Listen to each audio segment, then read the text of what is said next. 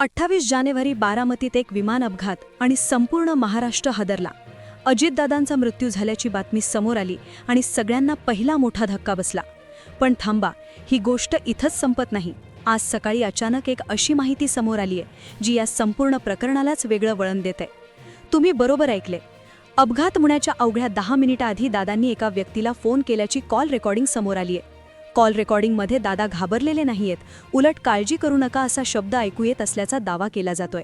मग प्रश्न असा आहे की जर दादांचा अपघातात मृत्यू झाला असेल तर हा फोन नेमका कोणी केला? याच ठिकाणी दुसरा मोठा संशय उभा राहतो. विमानात 5 जण होते असं सांगितलं गेलं, पण कागदपत्रात 6 जणांची नोंद सापडली. मग 6वा प्रवासी कोण होता? तो व्यक्ती नेमका कुठे गेला? ते दादा तर नव्हते ना? गावकऱ्यांनी विमान कोसळताना हवेत काहीतरी वेगळं पॅराशूटसारखं दिसल्याचा दावा केला. पायलटच्या पत्नीने माझा पती जिवंत आहे असा थेट दावा केल्याने संशय अधिक वाढलाय.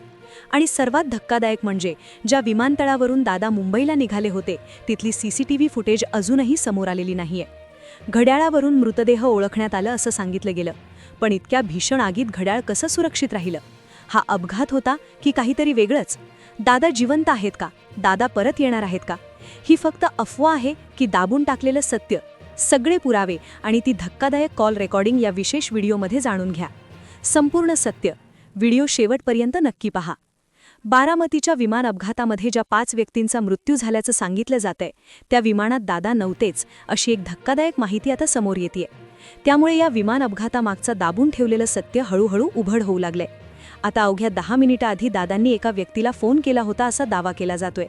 त्या व्यक्तीने माध्यमांसमोरही येऊन कॉल रेकॉर्डिंग ऐकवली असून त्या रेकॉर्डिंगमध्ये दादा नेमकं काय बोलले होते हे आता समोर आलंय. कालपर्यंत या प्रकरणात वेगवेगळे दावे आणि शक्यता वर्तवल्या जात होत्या, मात्र एका कॉल रेकॉर्डिंगमुळे संपूर्ण चित्रच बदलल्याचं दिसतंय.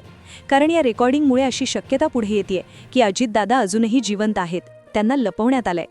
सोशल मीडियावर आणि सर्वसामान्य लोकांमध्ये या चर्चा अधिकच रंगू लागल्या. मग खरंच दादा जिवंत आहेत का, असा अनेक प्रश्न उपस्थित होत आहेत. काही लोक असंही म्हणू लागलेत की दादा बारामतीच्या अपघातात दाखवण्यात आलेल्या विमानात दादा नव्हतेच असा कळबळजनक दावा पुढे येतोय. याच ठिकाणी मोठा संशय निर्माण झालाय.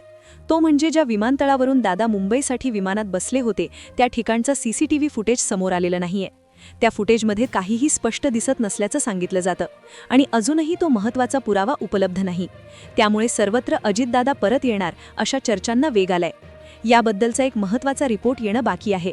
ब्लॅक बॉक्स ज्यावेळी आता खोलण्यात येणार आहे तर त्या ब्लॅक बॉक्समध्ये काय माहिती समोर येणार आहे? कारण ही जी माहिती आहे ती सूत्रांमार्फत आणि संशयित लोकांची जी चर्चा आहे त्याच्यामार्फत आलेली आहे. मात्र अधिकृतपणे दादांवर अंत्यसंस्कार झाले असून सरकारनं तपास सुरू असल्याचं स्पष्ट केलं आहे. इथं एक गोष्ट स्पष्ट करणं गरजेचं आहे की ही सर्व माहिती सोशल मीडियावरील दावे, चर्चा आणि समोर आलेल्या काही पुराणांवर आधारित आहे.